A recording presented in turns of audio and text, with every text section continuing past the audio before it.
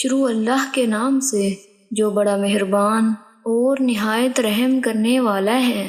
السلام علیکم ورحمۃ اللہ وبرکاتہ۔ حضرت علی رضی اللہ تعالیٰ عنہ بیان کرتے ہیں، رسول اللہ صلی اللہ علیہ وآلہ وسلم نے فرمایا، کوئی بندہ مومن نہیں ہو سکتا حتیٰ کہ وہ 4 چیزوں پر ایمان لے آئے۔ وہ گواہی دے کہ اللہ کے سوا کوئی معبود برحق نہیں اور میں اللہ کا رسول ہوں۔ اس نے مجھے حق کے ساتھ مبعوث کیا ہے۔ وہ موت اور موت کے بعد زندہ کیے جانے پر ایمان رکھتا ہو اور وہ تقدیر پر ایمان رکھتا ہو۔ حضرت ابو خزیمہ اپنے والد سے روایت کرتے ہیں، انہوں نے کہا، میں نے عرض کیا، اللہ کے رسول رہنمائی فرمائیں۔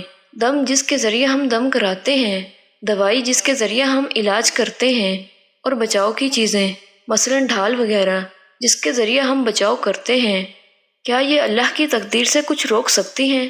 آپ صلی اللہ علیہ وآلہ وسلم نے فرمایا، وہ اسباب اختیار کرنا بھی اللہ کی تقدیر میں سے ہیں۔